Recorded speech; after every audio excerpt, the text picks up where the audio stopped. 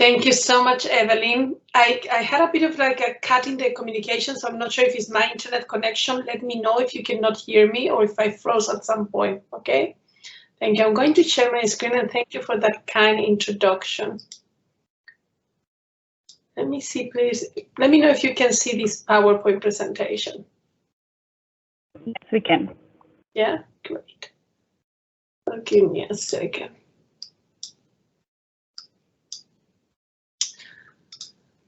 Fantastic. So what I'm going to share with you guys today is some of the findings of an ongoing research project that we have been conducted with colleagues from different institutions in Latin America.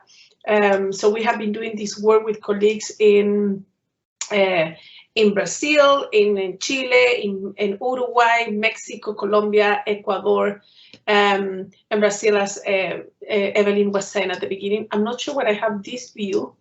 Let me just see if I can change that. I'm not sure what you guys can see, but in my case, it was looking quite interesting with me in the front. I was going to try this again. This is too much modernity right now, so let's go to try again. Yeah. Now we can see the PowerPoint. Perfect. Yeah. Let's go to see if we can put it. Fantastic. That's great. So I was saying this project has been conducted with different colleagues, and we really we got together at the beginning of 2020, just after, the lockdowns have been imposed in many countries of Latin America. And we got together informally just to try to make sense of what was going on, but also with the key question of how it was going to impact migrant refugee population in the region. So I want to first introduce the team of this fantastic project. My colleagues are from different universities, and it's a very interdisciplinary team. We have colleagues all situated in the social sciences, but it's made by geographers, demographers, political scientists, colleagues focus on law as well. So that has been very interesting, the dialogue between the disciplines in order for us to study the impacts of the COVID-19 pandemic. And we have some specific questions that have guided our work from the beginning. And just how the title of this talk says, one of the main questions was actually try to make sense of what are the impacts of COVID-19 on migrant refugee populations across the 7 countries in Latin America. And drawing from that question, we were also very interested to know to what extent have migrants and refugees been included in the responses to COVID-19. We know that the impacts of COVID-19 are multifaceted and affect different dimensions of our lives, particularly socioeconomic lives, besides, the health impacts of the pandemic. So we really wanted to understand that how they were included in the many mitigation measures that have been taken by the states, but also by other non-state actors. And also we had another question in relation to how the health crisis has facilitated or not the integration of immigrants or further promote their exclusion in many of the countries of the region. As many of the colleagues that are joining us today are from Latin America, you might know a little bit the context of migration across the region. And historically, the region has been, particularly in the last 20 years, has been a region characterized by a strong intra-regional migration patterns. So we do have people from the region crossing the borders, either to transit through some countries or to stay in some countries of the region. But of course, those patterns have been affected in the last 5 years by the massive displacement of Venezuelans that had to leave their country due to the political and social crisis that is experienced at the moment. And that really meant that many people has been moving, across the region, and actually more than 5 million Venezuelans are currently living outside their country of origin. And 80% of those 5 million are actually hosted by different Latin American countries. This has shaped a little bit the dynamics of the region. Consider that Latin America is also receiving other migrant populations from Haiti, we still have displacement from Colombia, but also some extra-regional dynamics that, for example, from some countries from Africa, from some migrants and refugees coming from the Middle East. So we do have a very dynamic panorama in Latin America in terms of migration. And that has posed questions to the countries of the regions in terms of how they manage the mobility flows, and also what is the inclusion of these populations in the host societies. So our questions are framed within those broader questions of the migration dynamics that we see right now in Latin America. Now, for this study in particular, we use a mixed method methodology, qualitative base. And what we did is that we conducted, based on a purposive sample, 85 online semi-structured interviews with key actors that work directly with migrant refugee population. And that raised for us at the beginning an ethical question. And I reckon this might have happened for you as well, guys, as you are conducting your PhD or your master or some of your undergraduate research.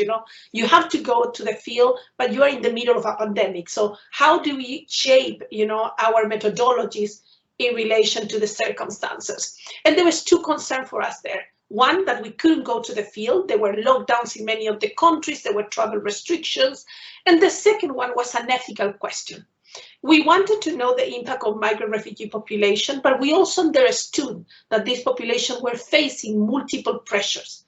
And we felt at that time, think about March, April of 2020, that interview this population, it would put an extra pressure on them instead of actually, helping them in any way. So we decided not to interview migrant refugee population at that stage, but actually interview all the other actors working with them. That's what we decided to interview representatives of national governments, local governments, international organizations, civil society organizations, but at the same time, we wanted to include the voice of migrants, so we invited migrant-led organizations, understanding that they probably were also facing pressures, but at the same time, they might have a more form, a structure of how to, liaise with the media or with researchers. So we did those interviews in the 7 countries between mainly June and August of 2020. But at the same time, we wanted to do a systematic analysis of all the legal frameworks that existed at that time, because we wanted to see how was the situation in terms of protection for these communities before and during the pandemic. So we conducted that dual analysis. And for the purpose of this talk, I thought it would be relevant to share with you 3 lines of our research that we have been focusing the last couple of months. So the main question here is has the impacts of COVID-19 affected refugee and migrant population in Latin America? And there are 3 areas that I would like to focus in this talk. And Evelyn, I tend to talk a lot, so please ask me to stop when I'm going over my 25 minutes, please. Okay. So the first one is the socioeconomic impacts related to the health crisis, but also what we identify some structural inequalities that were present in Latin America even before the pandemic, and that we know affect not only migrant population, but society at large. And we analyzed that, and we did an early assessment as well of how we felt that the impacts of the pandemic were playing with these structural, but also these contingent inequalities that were emerging in the context of the pandemic. Now, we want also to know, and these are the impacts that are related to the responses taken to mitigate the consequences of the pandemic, in order to understand to what extent were the communities, migrant communities, included or not, whether are epidemiological responses, but also some of the economic measures taken by the different states in order to tackle the particular economic impacts of the pandemic. As we know, the pandemic not only affected, the sanitary systems in many countries across the world, but also, triggered an economic crisis, a social crisis, and made evidence, many of the inequalities existing in society right now. So in this context, we wanted to explore the particular impacts on migrant communities. And finally, and this relates with my own interest as well in terms of governance structures, we wanted to see how these impacts are actually going to have consequences on the migration, the management of migration and asylum in Latin America from in the pandemic, during the pandemic, and in the post-pandemic. So I'm going to focus very briefly in those 3 areas. And all of this is based in some of the research that we have published already. I will share some slides at the end. So if any of you is interested to know a little bit more about this, I'm happy to share the links, and many of them are publicly accessible in our website. So the first one is related to the socioeconomic impacts of the crisis. And and probably you might remember at the beginning of of 2020, there was all this discourse in the media about COVID-19 being the great equalizer, because in a way it didn't recognize nationality or migrant status, affected everybody equally. But at the same time, it became clear soon enough that we are not all equal in the ways that we live. Who has the privilege to stay at home where other people has to be, frontline workers, not even in the health system, but actually delivering our food so we can stay at home, doing our shopping, or running basic services.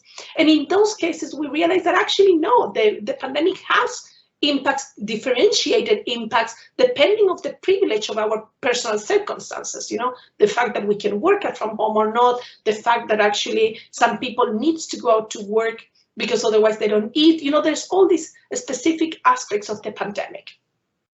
And in the case of migration in Latin America, what we realized in our early assessment, and I put there the first page of that publication that came out in a book that is called Inmigrando, Tomo 3, is a book in Spanish that has been published by the Inter-American Development Bank.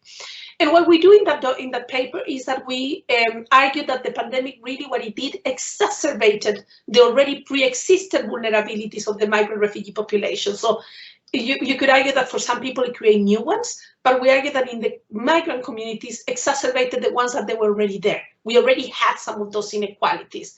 And this is because of, the high rates of job informality in many cases, in many countries of the region, because of an irregular status or irregular visa situation.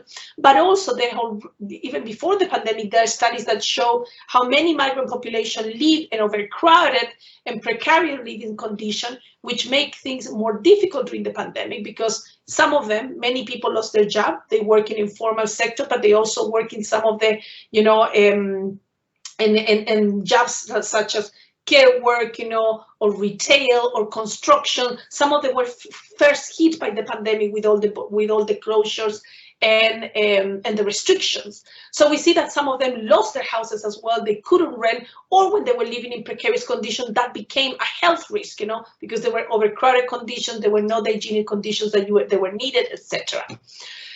And of course, we see that in the region, there's differentiated access to health systems. So for example, if you consider the case of Brazil, which is one of the most progressive in terms of access to health system, independent of the quality of that health system, but migrant and refugees can access to the health system as any other Brazilian. So, in paper, they have the same access. In Chile, for example, they might have access in principle, but not necessarily in practice, in some places that don't know about the legislation. In Uruguay, they also have access, but in other countries, the access to health system is much more difficult of the countries that we analyze. I put some extracts of the interviews that we did, and I apologize to our audience that doesn't speak Spanish that might join us today, but I will try to kind of translate very briefly. For example, this one we interview an officer from the Ministry of Health of one of the countries. They say migrant population that already lives in an irregular world, they are with no protection in relation to job or social protection. They don't have any emergency income. They have, they don't have labor protection. So I think the interviews say that's the main challenge. So I cannot do anything if there's not an intersectoral response. What can I do if I give a lot of education about how to wash your hands and how to keep social distance if actually people cannot accomplish those indications? So that was already a frustration that the same governments were identifying. The other ones, beyond the socioeconomic impacts, is actually an increase on racism and xenophobia and the further politicization of migration as part of a crisis. And I don't want to go too much in depth on this, but this is something that we have identified already in the context of Latin America, in which you have the sanitary crisis, the health crisis, and at the same time, you have, the crisis of migration. So basically what the governments are doing are discussing the crisis within the crisis. You have already a crisis of increased mobility, but at the same time you have a pandemic and other crises that come together. And in some cases, like the case of Chile, for example, it was used as to further politicize the issue of migration. So what happened, for example, is that, and let me give you the case of Chile, that is the one that I did the interviews. We know that the pandemic arrived to Chile through a Chilean national that it was doing tourism, in Asia. That was the first reported case in the country. However, the Minister of Health and the President at some point came out in the media saying that there was a direct link between irregular migration and the coronavirus. So basically, they accuse migrants as a vector of the disease. And it's not the first time that it happened, In the case of Chile, it has happened before with tuberculosis and also with HIV, in which they directly accuse migrants as the increased rates of those diseases without any proof. Many medical colleagues have come out to, dismantle those information. But that, of course, fuels some of the racism that we already see in the region. So that not only happened in Chile, we have seen very terrible cases in Peru as well, in Colombia, particularly in some countries that have moved from being transit countries to destination countries, particularly in the case of Peru and Colombia. And here I have another quote from, this is an interview with a representative of a migrant-led organization. And this person says that, said the racism has worsened very much, First, because from the same institutions, you have this idea that the COVID was brought by migrants. They told us openly, Piñera, Maranich, basically the president, the minister of health. So you have this idea, so people believe that. If someone is told by me, by the authorities, I will believe. So when you install that type of a speech, what you create is that, some people, part of the society, blame the other part of the society. So in a way, what he's saying is that these discourses contribute to otherize migrants as, vectors of disease. And that fuels some of the racism act that we saw in Chile that were very terrible. In some cases, they ended up with very gruesome acts of violence, with people being hit, really with images that I didn't want to reproduce here, but we see how actually it has an impact directly in people's life. I'm going to move on. The next one, guys, is the impacts related to the responses taken to mitigate the consequences of the pandemic. And here I want to draw your attention to a paper that we actually just published yesterday in Comparative Migration Studies that is titled Towards a Typology of Social Protection for Migrants and Refugees in Latin America during the COVID-19 pandemic. And what we do in this paper, it was like, okay, we know that there is already exacerbated vulnerabilities. We know that there's some structural inequalities. What we want to know right now is that what happened during COVID-19 in terms of what type of assistance is provided for migrant refugee populations, who provide that assistance, and to what extent migrant refugee population are included in these responses. So basically, what are the governments doing, with all these impacts, and are included migrants or they're not including migrants? That's what we wanted to know. So what we argue in this paper are that there are in the 7 countries that we analyzed, there are different levels of inclusion of migrant refugee population in some pre-existing, but also in some new programs of social protection across the region. And our main argument, and here's how we can see the boundaries of different disciplines working together, is that we think that these different levels of inclusion are further in notion of protections that are contingent and crisis driven. So basically that impose temporal limitations that often selectively exclude migrants based on legal status. That basically might include people that has a regular status, but not those ones that are either waiting for papers, they're renewing papers, or that simply they don't have papers. Okay, I'm going to show you some tables here, and they might not make that much sense if you don't read the entire paper, but I want to tell you a little bit the analysis that we did through these tables. So the first one is that we explore the normative context before the pandemic. This is just a snapshot because I couldn't include the 7 countries, but it shows you the case of Brazil, Colombia, Chile, and Ecuador. And by reviewing the constitution and some of the legislations, we wanted to know to what extent migrants are included implicitly or explicitly in the different legislations of the country in relation to social economic rights, and legal frameworks as particular. So we kind of did that analysis. What was the situation of inclusion before the pandemic? And then we just went more specific to analyze all the type of protection programs that emerged during the pandemic, that they were aimed for the wider population of those countries, and we wanted to see if they were included or not. So for example, the case that I have here is the one of Brazil. Brazil had the main programs, the Bolsa de Familia, that it was already existing, but they also created this emergency assistance program in the context of the pandemic, so a new transfer. And we wanted to see what were the requirements of inclusion. So in the case of, for example, of the Bolsa de Familia, they just need to have a regular migration status that you have to show, your ID or your visa, etc. In the case of the new emergency support, it was the same. So basically you have regular migration status. That's in the case of the government. But we also wanted to analyze what other type of assistance were there, humanitarian assistance. And we saw through our interviews that, cash transfers, direct food provision, NGO financing the food provision, personal and household hygiene kits, they were there before the pandemic, and they were also during the pandemic. So those ones are carried out by sometimes local governments, but also international organizations, and by some religious and faith-based organizations, by the same migrant-led organizations. So we kind of map all this type of assistance and what were the criteria of inclusion as well. Because we don't have that much time, I'm not going to go in detail, but basically what we did is we took the analysis of what happened before the pandemic and what happened during the pandemic in terms of social protection, and we created a type of typology of modes of social protection in the context of the pandemic. And here we have three aspects. One, the type of assemblage of actors of social protection that provide the social protection to migrants and refugees during the pandemic. And we identify in each country how this assemblage of actors work. What is the articulation of actors? So for example, in the case of Brazil, Chile, and Uruguay, it's very clear that this protection is state-led, is mainly provided by the government, with a complementary role of the international organizations and the civil society.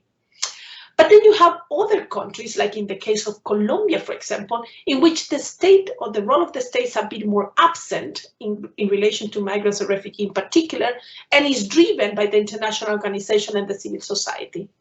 And then you have another three countries like Ecuador, Peru, and Mexico, in which we see an absent state in relation to migrant protection, and the responses are mainly led by civil society and international organizations. When we think about the assemblage of actors, when we think about the type of protection there. So in some cases, you have some protection that is right-based, that basically include everybody for being part of the territory. In other cases, and it's adapted in the context of the emergency. That's the case again of Brazil and Uruguay, that are the best examples in this regard. Then you have another ones that are based in principle, but contingents in practice, like is in the case of Chile. So the paper looks good, but in the practice, there's some mismatch in what the legislation says. And then you have other countries like Colombia, Peru, Mexico, that is completely contingent. So basically it's related with the emergencies, related with the pandemic itself. And in Ecuador, where you have actually particular exclusions of some migrant population. Now, the analysis that we do with that is like, what is the subjectification that we made, of the migrant figure in relation to this type of protection? So in the case of Brazil and Uruguay, for example, what we have is that actually migrants and refugees are considered subjects of rights. Just because they are part of a territory, independent in many cases of the regular status, they have access to social protection. Because in one way, it makes sense from an epidemiological point of view, it makes sense that you have people with access to health system and living in proper housing, because that will avoid, the propagation of the virus. But what we see in the other cases is actually what we have is that we have migrants and refugees as humanitarian subjects. That means that there's a condition and a limit to the protection that they receive, and that is mainly crisis-driven. So basically, there's a temporality there. The help might be now, but we don't know if it will be in the future. And in many cases, it's really subject to legal status. So if you're an irregular migrant in many of these countries, you might not have access to any type of protection. And if you receive any from international organizations or, civil society organizations, nothing ensures that it's going to be in the long term, because those type of support are humanitarian in nature. So that means that they are there to prevent or, to respond to the emergency itself. So that for us was quite important in terms of the analysis that we wanted to do that shows that the responses to the pandemic developed in the 7 countries that we study, they reflect a continuity, but also a further normalization of existing practices along this spectrum that we identified of inclusion and exclusion that even preceded the pandemic, because we already saw some of these patterns before the pandemic, but with new configurations in relation to this articulation and assemblage of actors that I was telling you a bit ago. So the findings really suggest, that there's a complexity in relation to the different degrees of inclusion of migrant refugee population. In one hand, you have Brazil and Uruguay clearly standing out for having these fully inclusive and clear legal frameworks that where they enhance pre-existing programs and they create new ones that actually include displaced population regardless of the immigration status. But then on the other hand, you have Chile, Colombia, Ecuador, Mexico, and Peru that shows some of the challenges facing Latin America in relation to all these tensions and contradictions between somehow having advanced legal frameworks, but also ambiguous and with ambiguous implementation. And this allows us to understand a little bit more the articulation of actors in the provision of social protection, but also the strategies and the practice they deploy. We mobilize different understandings here in relation to the key role of social rights, for example, as a basic condition for the effective integration of migrant refugee population within a framework of rights-based citizenship. And we engage a little bit with a discussion of citizenship that it will be too long to engage now, but I really invite you to read the paper and I will put the link in the chat where we go into the questions. And of course, you can always email me after if you have any questions. And let me go to the last one because I'm conscious of the time.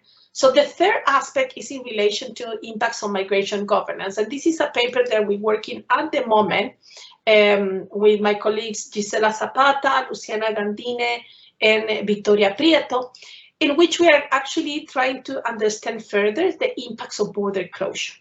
And some of the impacts were immediate, guys. When we were doing the interviews in all the Latin American countries, the main concern was what was happening with the border of closures in 2 aspects. With people that were in a country, but they wanted to go back to the country of origin, but because the borders were closed, they couldn't go back. So they were trapped in the border. They were agglomerating in the borders without being able to go back. And why they wanted to go back is because they had lost their jobs at that time.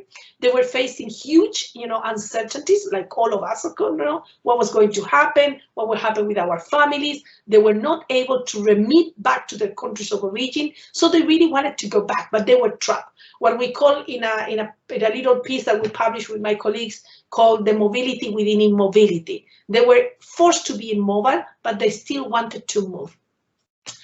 On the other side, you had the other effect. What happened with people that is in need of international protection, so those seeking refugee protection that couldn't get into the country? What happened with those people when you have a context of closed borders?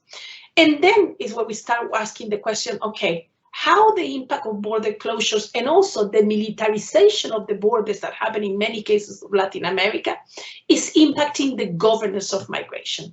And here probably Evelyn and the colleagues that are in the geography schools might know a little bit more about this topic, but we draw our discussion from Alison Mount's book related to the death of asylum, in which Alison Mount discussed different aspects of what she called the death of asylum. So basically the weakening of asylum protection in many countries, most of them outside the global south.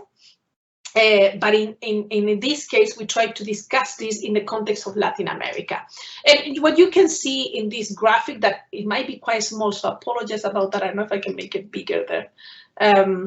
What we put here is we try to, we look at the different distribution of the decisions by status, so basically the refugee status determination in some of the countries included in this paper. So what you can see here, and I'm just going to focus in 2 of them, is that, for example, in Brazil and Chile, there's a very diminished rate of refugee recognition. It goes very little. Let me give you an example. In the case of Chile, we had in 2020, in the context of closed borders, in the first semester, there were more than 400 asylum applications. and the government recognized 7. It's a minimal number in comparison of the applications that were made. So what we do there is we analyze again what happened in the context of the pandemic and how the closure of borders that were justified because of the epidemiological emergency, and all of us in a way accepted that we had to close the borders. How is that impacting the system of asylum in Latin America? And what we argue is that the region is witnessing an accelerated weakening of refugee protection that's been on the making in recent years, but has been further exacerbated during the pandemic. We don't talk about the death of asylum in the context of Latin America. We have to remember that we still have very strong regional frameworks of refugee protection, and we also have some very strong national legislations, but what the governments are doing is that they're not using them. So by not using them, they're weakening the system of protection. And here I'm just going to give you with some, and I managed to translate these ones, so apologies that I didn't do it with the previous one, but this is some of the quotations that some of our interviewees in different countries gave us about what the situation is. So for example, in Chile, this representative of migrant-led organizations say, even before the pandemic, the borders were already closed for asylum seekers, something even documented by the National Institute of Human Rights. I remember that a year ago, a group of Venezuelans arrived at the Chacayuta border between Arica and Tacna requesting asylum, but they didn't let them in. And they have implemented different practices to do this. Another case, another interviewee from Sao Paulo in Brazil say, today, in practice, there's no way to request asylum in Brazil, not even at an official border checkpoint, because all the legislation and the ordinances that they published during the pandemic make that difficult.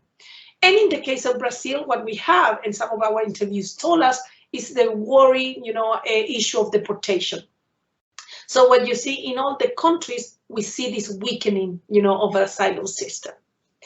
So what I tried to show you in this brief presentation is 3 aspects of the impacts of the pandemic. One, the socioeconomic impacts. That is not only for migrant refugee populations. Many people across the world has been affected, but in the case of this population in particular, the impacts have been exacerbated of something that they were already experiencing. The second one is in relation to social protection and how they have been included or not based on the legal status, and how that is creating notions of protection that are contingent and crisis driven. And the third one, that is the topic that we're working now, is how that is impacting the governance of migration, particularly thinking of asylum. What are the consequences that the pandemic is going to have in the way that we understand asylum, not only during the pandemic, but after? And we can analyze this in the context of what is happening globally. We have seen the terrible images of what's happening in the Polish-Belarusian border at the moment, with many people don't being able to get into the European Union. Well, Latin America has very good legislation, but they are not guilty-free of what is happening in relation to stopping people getting into the territory. Now, I know this is all very depressing. I found it at least very depressing, in terms of how the situation is very bad. But I want to leave you with a good note, and this is something that came out strongly in our interviews. This is particularly from the case of Chile, that is the one that I'm analyzing, but it came in other countries as well, is how within precarity, and a governance of exclusion, we have resistance that is inclusive. And the same migrant and refugee-led organizations, they create so many campaigns, digital and non-digital, in which they not only provided protection to many migrant refugee population, but actually they provided protection and they provided support to wider communities. They joined some transnational campaigns in relation to regularization now, that also happen in Europe, because it's better to have people regularized than not regularized, so they can access to this protection system. But also they have been very active creating what we call in Latin America ollas comunes, that you cook together and you just distribute food to whoever it needs, and other activities that bring community together. So we still have inclusion, despite all this terrible scenario. People is mobilizing and resisting daily. So we will keep putting attention to that and support with others as well, non-state actors like NGOs and academia, among many others. So I'm going to leave it there. I know that I passed a little bit my time. This is a slide with some of the publications that we have. We have put many of them in Caminar in our website, so we invite you to look at them. And then you are free to email me, tweet, or contact us through our website. So hopefully we can have a bit of discussion. Thank you so much.